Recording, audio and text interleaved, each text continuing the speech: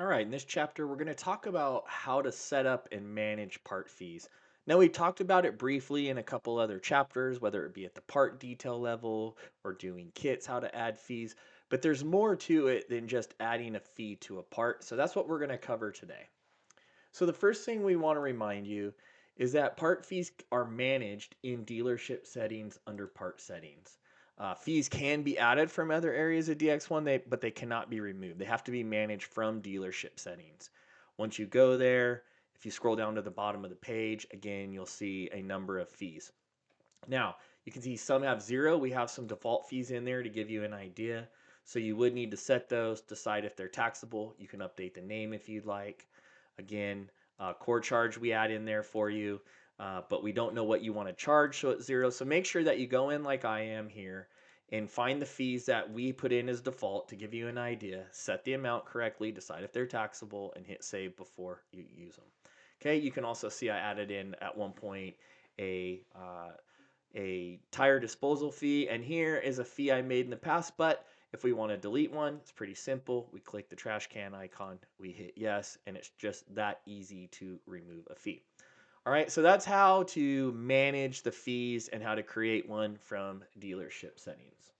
Okay, I can also do the same thing from a parts invoice manually.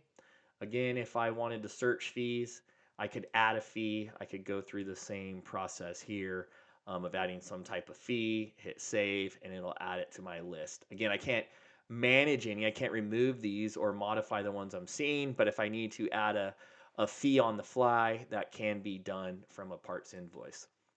But let's think about what fees are, and fees tend to go with certain things. So if we think about it that way, there's a number of ways you can set up a fee. Again, previously we showed how you could go to inventory management and potentially you could find the battery you were looking for. You could find the battery itself. You could have went in and added a fee. I could say I want to have my core charge here, and I could have saved this. And every time I add that part, it would have added the core charge. But the reality is, I really want to charge that core charge on all my batteries. I don't want to do it just on a case by case basis. So to do something like that, we can address that from a category level.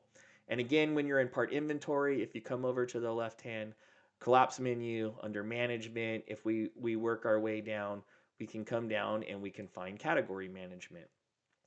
And what we can do is we can find a particular category, in this case batteries, and we can open it up and we can say, hey, we want to add a part fee. And in this case, we did that. I put the battery core charge and it's set. And so what this means now is rather than having to go add a battery core charge for every individual part I have in my system, as long as that part number has a matching category for parts batteries, PAB, when any of those parts are added to an invoice, it's going to automatically add the fee in.